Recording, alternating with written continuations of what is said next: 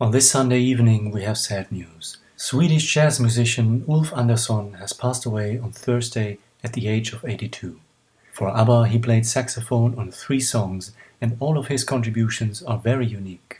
His first contribution for ABBA was when they prepared something they usually didn't do, re-releasing one of their songs as a remix. It was the 1974 US and UK remixes of Ring Ring.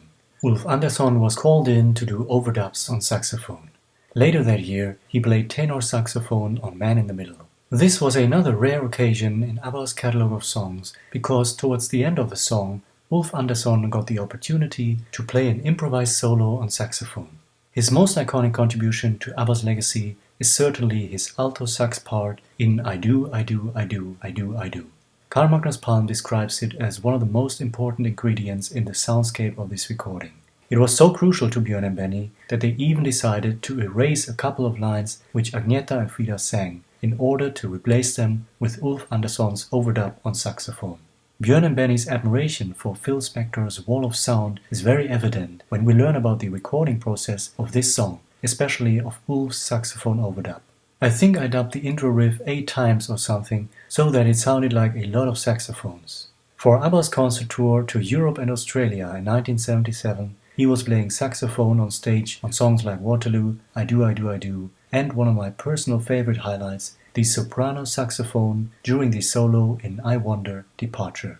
Unfortunately, when they released this song as one of the few live versions from that tour on record, the saxophone solo was replaced by Benny's overdub on piano. All that is left for us are fan recordings on bootleg which showcase this very atmospheric moment, and we can only hope for an official release someday. Ulf Andersson got interested in jazz as a young teenager. At the age of 10, he started to play cornet, but he was more and more fascinated in learning about different types of music, so he began playing the saxophone. He played in jazz and dance bands, toured with Swedish artists, and went on as a musician for studio sessions. In 1971, he established his group ABBA, short for Electronic Groove and Beat Academy.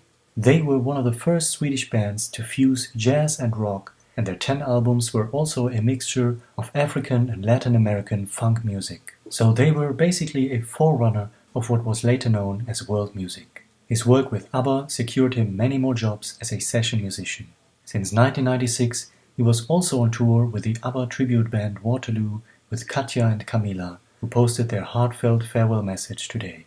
Ulf Andersson lives on in his comprehensive musical legacy, and we are grateful for his unforgettable and very unique contributions to the recordings of ABBA. If you have any memories or thoughts, feel free to share them in the comments below.